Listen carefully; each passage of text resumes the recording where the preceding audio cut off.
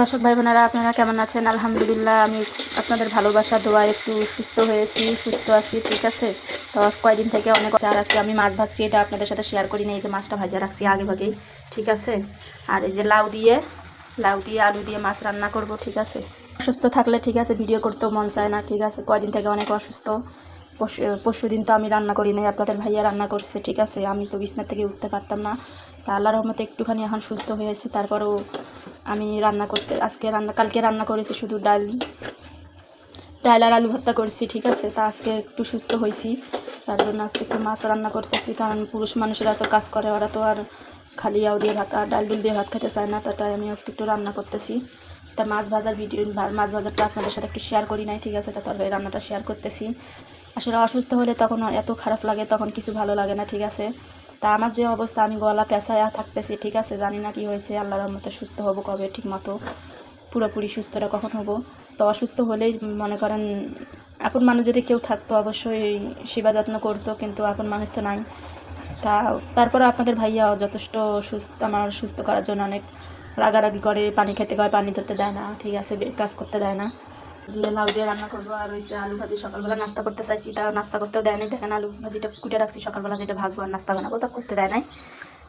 তার জন্য এখন আলু ভাজিটা কইরা ফেলাই, যে আলু ভাজিটা আবার নষ্ট হয়ে যাবে কিসের জন্য। তাই আলু ভাজি করবো। আর হয়েছে এই যে লাউ দিয়ে, এই যে মাছ দিয়ে লাউ দিয়ে যে আলু দিয়ে রান্না করব, এইটাই রান্না। কারণ ভালো লাগে না রান্না বান্না করতে, একদম অসুস্থ হলে কি আছে তাহলে কিছু করার নাই, কারণ সন্তান স্বামীকে তো খাওয়াইতে হবে। দেখতেই পাচ্ছি আমার তরকারি কিন্তু প্রায় হওয়ার দিকে, আর একটু হবে, আর একটু হওয়া লাগবে, ঠিক আছে। আর একটু হলেই আমি ধনিয়া পাতাটা দিব, দেখেন কি সুন্দর আমার তরকারি কালারটা হয়েছে। শীতকাল আসলে একটা জিনিসে ভালো লাগে সবচেয়ে, যে এই যে টমেটো, সিম, আলু, নতুন আলু, বেগুন, ফুলকপি দিয়ে ধনিয়া পাতা দিয়ে রান্না করলে এত সুন্দর লাগে খাবার, এত সুন্দর লাগে তরকারিটা, ঠিক আছে। অনেক ভালো লাগে আমার। আর শীতকালের বেশিরভাগ ধনিয়া পাতাটা অনেক সুন্দর ঘ্রাণ হয়। জানি না শীতকালে কেন এত ঘ্রাণ হয়। তা আপনারা দর্শক ভাই বোনেরা, আপনারা যদি জানেন, আপনারা আমাকে একটু কমেন্টে বলবেন যে শীতকালে কেন ধনিয়া পাতার এত ঘ্রাণ হয়। গরমকালে তো এত ঘ্রাণ থাকে না, কিন্তু ধনিয়া পাতা শীতকালে আসলে তরকারির মধ্যে ধনিয়া পাতাটা দিলে, মানে তরকারির মধ্যে না, মানে বাইর করলে এমনি হাতেও অনেক ঘ্রাণ হয়ে যায়। কিন্তু কিসের জন্য এত ঘ্রাণ হয় আমি জানি না।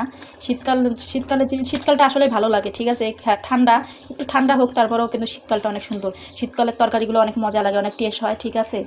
তা আমার অনেক ভালোই লাগে শীতকাল আসলে, ঠিক আছে। আর শীতকালে বেশিরভাগ হচ্ছে ফুলকপি, পাতাকপি, শিম, নতুন বেগুন, এগুলো দিয়ে একটা সবজি রান্না করলে আরও মজা লাগে।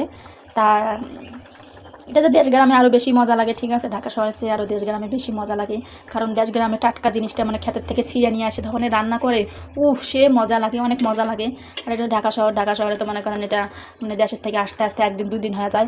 আর দেশে তো সেটা সেরকম না, কারণ দেশে ক্ষেতের থেকে ছিঁড়ে নিয়ে আসেই সাথে রান্না করে, ঠিক আছে। তা আমার কাছে অনেক ভালো লাগে। তা আপনাদের কাছে কেমন লাগে আপনারা একটু কমেন্টে বলবেন। তা আজকে লাউ আনছিল আপনাদের ভাইয়া, কালকে লাউ দিয়ে ডাল রান্না করছি, একটুখানি লাউ ধুয়ে দিছি, ঠিক আছে। তো সেই লাউটা দিয়ে আজকে যে রুই মাছ দিয়ে একটা আলু দিয়ে মাছ রান্না করছি।